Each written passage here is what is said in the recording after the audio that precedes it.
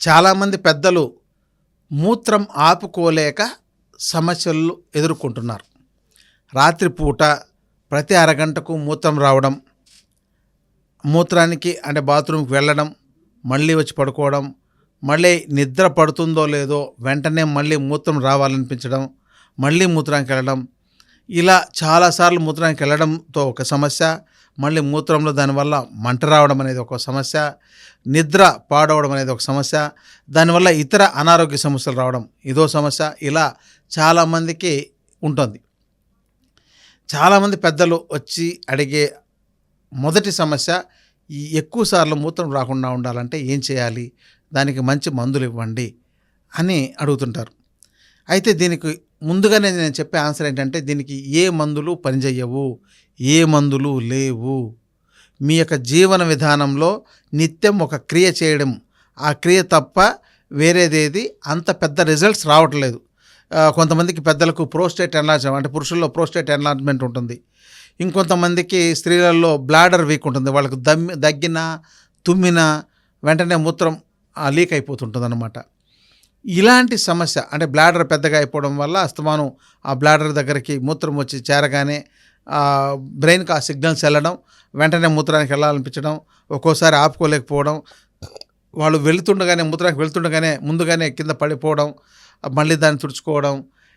ఈ పెద్దలు ఇలాంటి సమస్య ఎదుర్కొంటున్నట్టయితే మిగతా వాళ్ళు విసుక్కుంటుంటారు. వాళ్ళని దూరంగా ఎక్కడో బయట రూమ్లో పెట్టేసేయడం, బయట వసారాల్లో పడుకోబెట్టడం, లేకపోతే కొంచెం బాత్రూమ్కి దగ్గరగా పెట్టడం, వాళ్ళకు ప్రాధాన్యత ఇవ్వలేకపోవడం, ఆ మిగతా వాళ్ళు చూడాలంటే ఆ వాసనని భరించలేమని వీళ్ళందరూ ఇలా పాడు చేస్తున్నారని, భవిష్యత్తులో వాళ్ళకు కూడా అలాంటి సమస్యలు ఎదురవుతాయి. కానీ దాన్ని ఇప్పుడు గుర్తించరు, ఇప్పుడు అసహించుకోవడం అనేది ఎక్కువగా ఉంటుంది. ఈ సమస్యతో బాధపడే పెద్దలందరూ చేయాల్సిన మంచి పని ఏంటంటే, మీరు మందులు వేసుకోవడం అనేది పక్కకు పెట్టి, మందులు ఉన్నాయి, అవి వాటి యొక్క పనిచేసే శాతం చాలా తక్కువ. మీకు టబ్ బాత్ అంటే ఒక టబ్లో చన్నీళ్ళు నింపి మీరు బట్టలు అంటే టవల్ లాంటిదో ఏ లుంగి లాంటిదో కట్టుకొని మీరు ఆ టబ్లో కూర్చొని కాళ్ళు బయటకు పెట్టేసి ఒక 45 మినిట్స్ ఉండడం.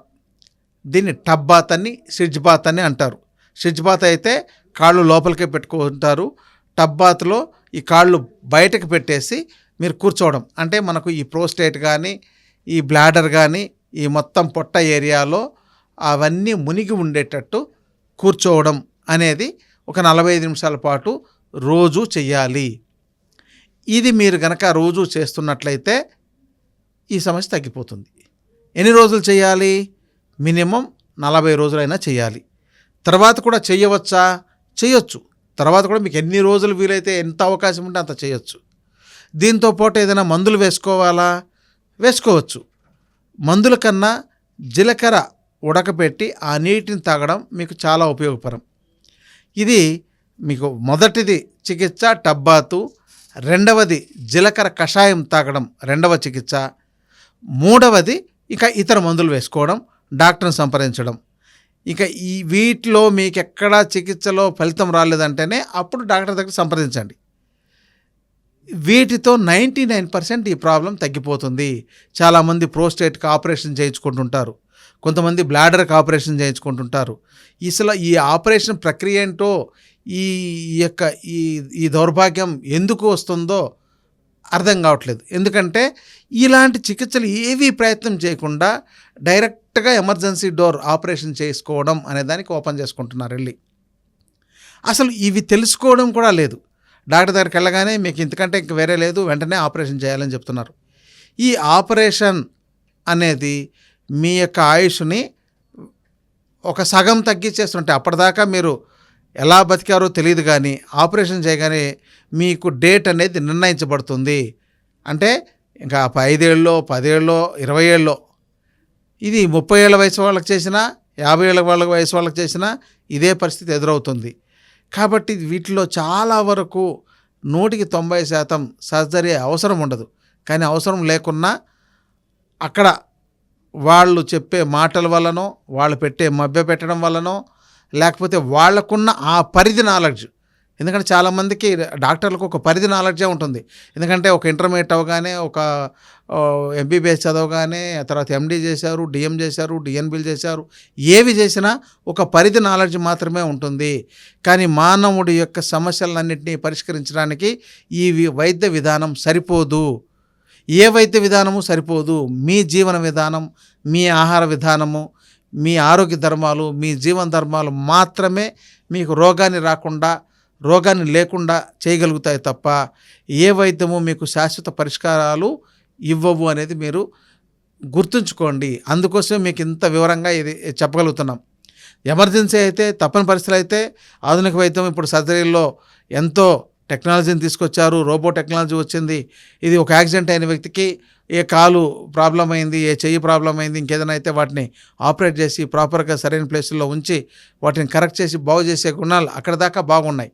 కానీ అవసరం లేని వాటికి కూడా చేయాల్సిన పరిస్థితులు మీకు మీరు కానీ సృష్టించుకోవడం వల్ల ఏమీ చేయలేని పరిస్థితుల్లో మాత్రమే వాళ్ళు సర్జరీ చేయాల్సిన పరిస్థితి ఏర్పడుతున్నాయి. కాబట్టి మీరు ఆ పరిస్థితికి దారి తీయకుండా రోజు మీ ఆరోగ్యం కోసం ఓ 2 గంటలు లేదా 3 గంటలు కేటాయించండి. మీకు పెద్ద బంగ్లాలు, పెద్ద ఆర్థిక వనరులు ఇవన్నీ కూడా మీ ఆరోగ్యాన్ని కాపాడవు. మీ ఆరోగ్యం కోసం మీకు ఆర్థిక వనరులు బాగుంటే మీరు రకరకాల ప్రయత్నాలు చేయండి. కానీ ఏమీ లేకపోయినా ఆరోగ్యకరంగా తయారవడానికి చాలా ఖర్చు అవ్వదు. అనారోగ్యం తెచ్చుకోవడానికి ఖర్చు అవుతుంది, అనారోగ్యాన్ని బాగు చేసుకోవడానికి ఖర్చు అవుతుంది. ఆరోగ్యకరంగా ఉండడానికి, ఆరోగ్యకరంగా కాపాడుకోవడానికి అసలు ఖర్చు అవ్వడం చాలా తక్కువ. కాబట్టి దీన్ని మీరు దృష్టిలో పెట్టుకొని ఈ యొక్క సర్జరీ జోలికి వెళ్లకుండా ఈ బహుమూత్రం అంటే మూత్రకృత్యము లేదంటే యూరినరీ ఇన్కాంటినెన్స్ అని చెప్పనే ఈ యొక్క ప్రాబ్లంకు లేదంటే మూత్రం అస్తమానం వస్తుండడం అనే ఈ ప్రాబ్లంకు మీకు ఈ టబ్బాత్ చికిత్స, జీలకర్ర కషాయము ఉత్తమము. ఇంకా దీనికంటే తర్వాత ఇంకా నేరేడు గింజల కషాయం కూడా ఉపయోగపడుతుంది. ఇంకా దాని తర్వాత మెంతుల కషాయం కూడా ఉపయోగపడుతుంది. ఇవన్నీ మనం ఇంట్లో ఉండేవి తయారు చేసుకుని వాడుకోవచ్చు. వీటిలో రిజల్ట్ అంటే టబ్బా చేయకుండా మీరు ఏ కషాయాలు తాగినా ఉపయోగపడదు. అది కూడా బాగా గుర్తుపెట్టుకోవాలి. ఇది చేస్తూ మీకు అప్పుడు తగ్గకపోతే అప్పుడు మాత్రమే వైద్యులను సంప్రదించండి. ఇంకా మరిన్ని ఆరోగ్య సమస్యల గురించి మరొక ఎపిసోడ్లో తెలుసుకుందాం. నమస్కారం.